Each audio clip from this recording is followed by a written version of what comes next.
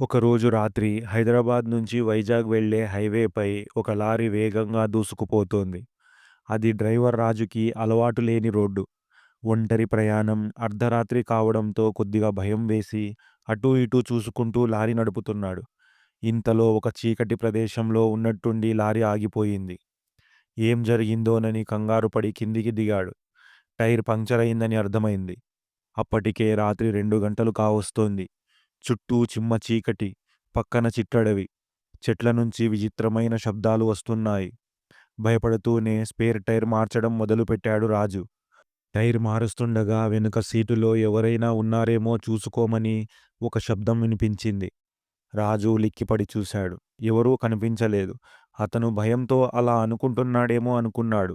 పని పూర్తి చేసి లారీ ఎక్కగానే మళ్ళీ అదే శబ్దం వినిపించింది. వెనక సీట్లో చూడు అని. ఈసారి ఆ స్వరం మరింత స్పష్టంగా వినిపించింది. వెనక్కి తిరిగి చూడాలంటేనే వణుకు పుట్టింది. ధైర్యం చేసి లారీ వెనుక సీట్లో ఉన్న అద్దంలో చూశాడు. అక్కడ ఒక చిన్న అమ్మాయి బొమ్మ కూర్చొని నవ్వుతూ ఉంది. ఆ నవ్వు భయంకరంగా వినబడింది. రాజు కంగారుగా గేర్ మార్చి ముందుకు వెళ్దామని ప్రయత్నించాడు. కానీ గేర్ రావడం లేదు. అంతలో ఆ బొమ్మ నవ్వుతూ తలను మెల్లగా తిప్పుతూ రాజు వైపు చూసింది. ఆ బొమ్మ కళ్ళు రక్తంతో మెరుస్తున్నాయి. అది చూడగానే రాజు నోటి వెంట మాట రాలేదు. ముఖం మీద చెమటలు పడుతున్నాయి. ఆ బొమ్మ నవ్వుతూ ముందుకు వస్తూ నాతో ఆడుకుంటావా అని అరిచింది. ఆ కేకతోనే రాజుకి స్పృహ తప్పిపోయింది. తెల్లవారిన తరువాత అటు పోతున్న మరో లారీ డ్రైవర్ రోడ్డు పక్కన ఆగి ఉన్న లారీని చూసి రాజు దగ్గరికి వెళ్ళాడు.